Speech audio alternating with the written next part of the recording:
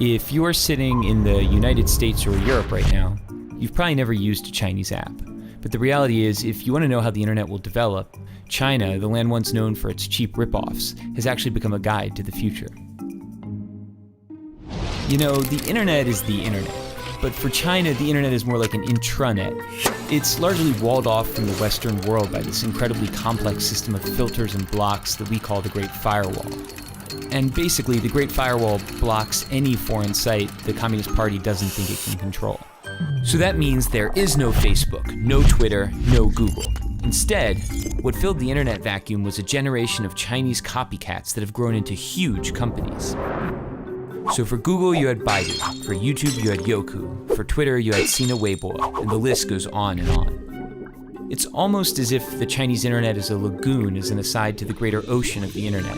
And in that lagoon, there are these swamp monster apps that bear some resemblance to the creatures in the ocean, but are mutated in some ways because they evolved in a different kind of environment. But things have started to shift in the sense that before, no one outside of the lagoon really cared about the swamp monsters. But now all of a sudden, some of the features they've developed are so amazing that Western apps are trying to copy them. And the greatest example of this is WeChat. WeChat is an example of, for lack of a better word, a super app. It's a Swiss Army knife that basically does everything for you. It's your WhatsApp, Facebook, Skype, and Uber. It's your Amazon, Instagram, Venmo, and Tinder. But it's other things we don't even have apps for.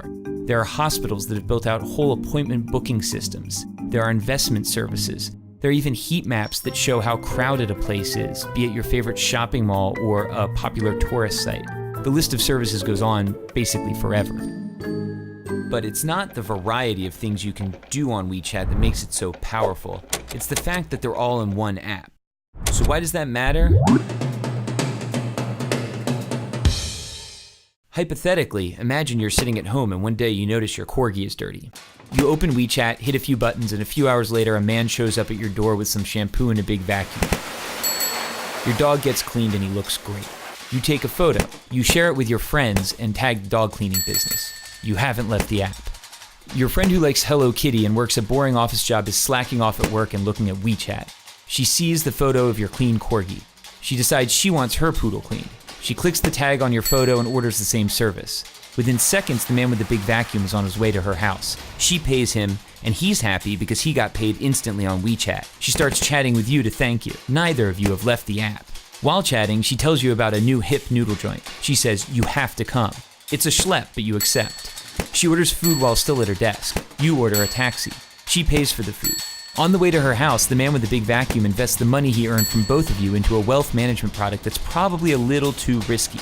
Neither of you nor the man with the big vacuum have left the app. Both of you arrive and the app tells the kitchen you're there. Your WeChat profile photo pops up on the wall.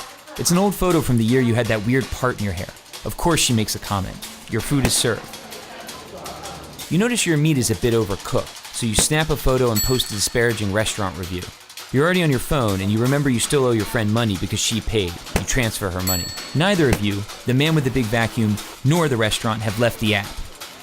At the restaurant, there are no menus, there are no waiters, there is no cashier.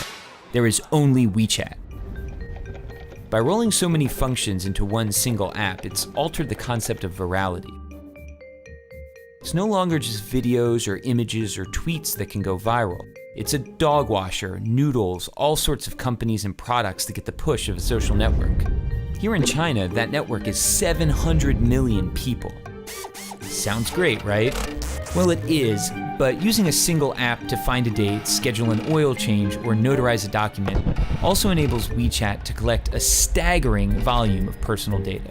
They know what you talk about, who you talk about it with, what you read, where you go, why you're going there, who's there, how you spend money when you're online, how you spend money when you're offline. The list goes on indefinitely.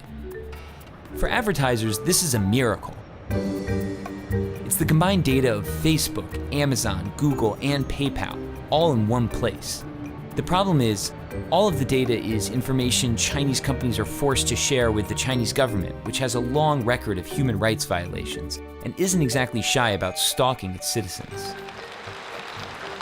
So if you're not in China, why does this matter? It matters because we're starting to see a number of Western tech companies attempt to replicate super apps like WeChat. For the companies, it's incredibly powerful, and for you and me, it's a convenient and even transformative technology. But of course, it could also be problematic. Concentrating so much data in so few hands could lay the groundwork for an Orwellian world where companies and governments can track every single movement you make.